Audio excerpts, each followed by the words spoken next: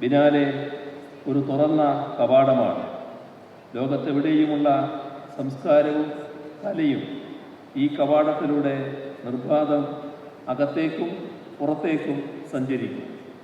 ഈ കവാടത്തിലൂടെ തന്നെയാണ് കേരളത്തിൻ്റെ കലാസാംസ്കാരിക തനിമ ലോകത്തിൻ്റെ വിവിധ ഇടങ്ങളിൽ ചെന്നെത്തുന്നത്.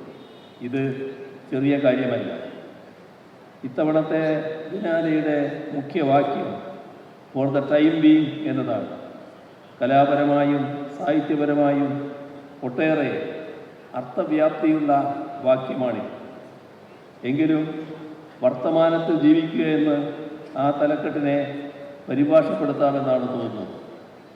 ആ പരിഭാഷയെ പല രീതിയിൽ നമുക്ക് സമീപിക്കാം.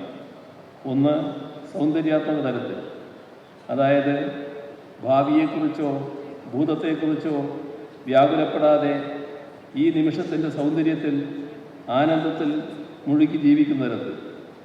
മറ്റൊന്ന്, വർത്തമാനകാലത്തിനോട് പ്രതികരിച്ചുകൊണ്ട് നിലകൊള്ളുക എന്ന തരത്തിൽ.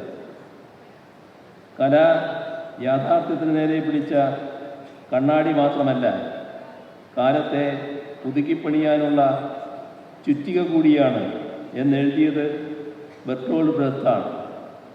അദ്ദേഹം അതെഴുതാനുണ്ടായ സാഹചര്യം നമുക്കറിയാം. യൂറോപ്പിൽ, വിശേഷിച്ച് സ്വന്തം ജന്മരാജ്യമായ ജർമ്മനിയിൽ വംശീയതയ്ക്ക് മേൽക്കൈയുണ്ടായ ഘട്ടത്തിലാണ് അദ്ദേഹം അത്തരത്തിൽ എഴുതുന്നത്. അതിനർത്ഥം ഏത് അടിച്ചമർത്തലിനെയും ഭീകരതയെയും വംശീയതയെയും ചെറുത്ത് സമൂഹത്തെ മാറ്റിപ്പണിയാനുള്ള കരുത്ത് കലക്കുണ്ട് എന്നാണ്. അത് ലോകചരിത്രത്തിൽ പലവട്ടം വെളിപ്പെട്ടതുമാണ്. മാക്സിം ഗോർക്കിയുടെ അമ്മയിലൂടെ, വിക്ടർ ഹ്യൂഗോയുടെ പാവങ്ങളിലൂടെ, പാബ്ലോ പിക്കാസോയുടെ ഗോർണിക്കയിലൂടെ. അവരെല്ലാം അവരവരുടെ കാലത്തെ കൂടി പ്രതിഫലിപ്പിക്കുകയായിരുന്നു. അവയാകട്ടെ ലോകത്താകമാനമുള്ള പല ജനമുന്നേറ്റങ്ങൾക്കും ഊർജവും അവലംബവുമായി മാറി. അങ്ങനെ കലാസൃഷ്ടികൾ പല കാലങ്ങളിലൂടെ സഞ്ചരിച്ച് സമൂഹത്തെ പുതുക്കിപ്പണിയുന്ന കാഴ്ചകൾ നാം കണ്ടു. എന്നാൽ ഇപ്പോൾ മറ്റൊരു തരത്തിൽ കലയെയും കലാപ്രകടനങ്ങളെയും ദുരുപയോഗം ചെയ്യുന്ന നിലയുണ്ടാവുകയാണ്. വിദ്വേഷം വളർത്താൻ, കലാപങ്ങൾ ഉണ്ടാക്കാൻ, വംശഹത്യകളെ ന്യായീകരിക്കാൻ ഒക്കെ കലയെ ഉപയോഗപ്പെടുത്തുകയാണ്. കേരളത്തിൻ്റെ മതനിരപേക്ഷ മനസ്സിനെ വിഷലിപ്തമാക്കാനും കേരളത്തെ ഒന്നാകെ താറടിച്ച് കാണിക്കാനുമുള്ള ശ്രമങ്ങൾ സിനിമകളിലൂടെയും മറ്റും ഉണ്ടാകുന്ന കാഴ്ചയ്ക്ക് നാം സാക്ഷ്യം വഹിച്ചു. അത്തരം കലാസൃഷ്ടികൾക്ക് ദേശീയ തലത്തിൽ തന്നെ അംഗീകാരം നൽകുന്ന നിലയുമുണ്ടായി. കലക്കുള്ള പുരസ്കാരങ്ങൾ നൽകാനുള്ള മാനദണ്ഡം കലയല്ലാതായി മാറുകയാണ്. അതെല്ലാം ചെറുക്കപ്പെടണം. അതിനുള്ള നിലമൊരുക്കാൻ ബിനാലെ പോലെയുള്ള കൂട്ടായ്മകൾക്ക് കഴിയണം. നേരത്തെ സൂചിപ്പിച്ചതുപോലെ സാംസ്കാരിക കൈമാറ്റങ്ങളാണ് ഇത്തരം കലാമേളകളുടെ പ്രധാനപ്പെട്ട ഒരു സവിശേഷത. എത്രയെത്ര വൈവിധ്യങ്ങൾ നിറഞ്ഞതാണ് നമ്മുടെ ലോകമെന്നതുകൂടി ഈ മേളകൾ നമുക്ക് കാണിച്ചു തരുന്നുണ്ട്.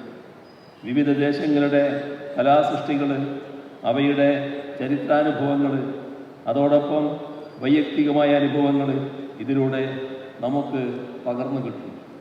നാം അനുഭവിക്കാത്ത അനേകം ജീവിതങ്ങളുടെ അനുഭൂതി ഈ കലാസൃഷ്ടികൾ നമ്മളിൽ നിറക്കും. അത് ആസ്വദിക്കപ്പെടേണ്ടത് തന്നെയാണ്. ഇത് ബിനാലെയുടെ കലാപരമായ ആവശ്യം. ഇതിലുപരി ഒരു രാഷ്ട്രീയ മാനം കൂടി ബിനാലെക്കുണ്ട്. വൈവിധ്യങ്ങളെ തച്ചുടച്ചുകൊണ്ട് ഒരൊറ്റ വംശം, ഒരൊറ്റ ഭാഷ, ഒരൊറ്റ വേഷം എന്നിങ്ങനെയുള്ള പ്രതിലോമകരമായ ആശയങ്ങൾ നടപ്പാക്കാൻ പല ശക്തികളും തുനിയുന്ന കാലമാണിത്.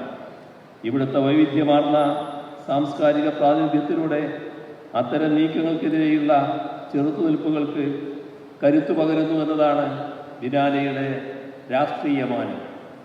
കലയും സംസ്കാരവും ഭൗതികമായ ഇടപെടലുകൾ മാത്രമാണെന്ന ധാരണ ചിലയിടങ്ങളിലുണ്ട്. എന്നാൽ അങ്ങനെയല്ല. മണ്ണിനോടും മനുഷ്യനോടും ചേർന്ന് നിൽക്കുമ്പോഴാണ് കല കലയാകുന്നത്, അത് കാലാതിവർത്തിയാകുന്നത്. അങ്ങനെ നോക്കുമ്പോൾ സാംസ്കാരിക രംഗത്തെ പുരോഗതി സാമൂഹിക പുരോഗതിയുടെ തന്നെ ഭാഗമാണ്. അതുകൊണ്ടാണ് സാംസ്കാരിക രംഗത്തെ പരിപോഷിപ്പിക്കുന്നതിനായുള്ള ഇടപെടലുകൾ LDF സർക്കാരിൻ്റെ ഭാഗത്തു നിന്നും ഉണ്ടാകുന്നത്. എല്ലാ ജില്ലകളിലും സാംസ്കാരിക സമുച്ചയങ്ങൾ സ്ഥാപിക്കുന്നതിനുള്ള നടപടികളുമായി സർക്കാർ മുന്നോട്ട് പോവുകയാണ്. കൊല്ലം, പാലക്കാട് ജില്ലകളിൽ ഇവയുടെ നിർമ്മാണ പ്രവർത്തനങ്ങൾ പൂർത്തീകരിച്ചു. കലാകാരന്മാരുടെ വാസനയെയും നൈപുണ്യത്തെയും അന്തർദേശീയ കലാകമ്പോളവുമായി ബന്ധിപ്പിക്കുന്നതിനുള്ള റൂറൽ ആർട്ട് ഹബ്ബുകൾ പ്രവർത്തനം ആരംഭിച്ചിട്ടുണ്ട്.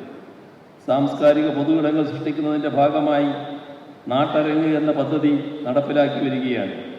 രാജാ രവിവർമ്മയുടെ പേരിൽ ആർട്ട് ഗാലറി സ്ഥാപിച്ചതും ചിത്രകാരൻ A. രാമചന്ദ്രൻ്റെ പേരിൽ മ്യൂസിയം സ്ഥാപിച്ചതുമെല്ലാം രാജ്യം ശ്രദ്ധിച്ച ഇടപെടലുകളാണ്. ഇതുകൂടാതെ വിവിധ സാംസ്കാരിക സ്ഥാപനങ്ങൾക്ക് സർക്കാർ നേരിട്ട് ധനസഹായവും ലഭ്യമാക്കുന്നുണ്ട്. ഇത്തരത്തിലുള്ള ഇടപെടലുകൾ സാംസ്കാരിക മേഖലയെ പരിപോഷിപ്പിക്കും എന്ന കാര്യത്തിൽ സംശയമില്ല. അങ്ങനെ സാംസ്കാരിക രംഗത്ത് കാര്യക്ഷമമായി ഇടപെട്ടുകൊണ്ട് സാമൂഹിക പുരോഗതി കാക്കം കൂട്ടാനാണ് കേരളത്തിലെ സർക്കാർ ശ്രമിക്കുന്നത്. അതിനോട് ഒത്തുചേർന്ന് നീങ്ങാൻ ബിനാലേക്ക് നേതൃത്വം നൽകുന്നവർ തയ്യാറാകണമെന്നാണ് അഭ്യർത്ഥിക്കാനുള്ളത്.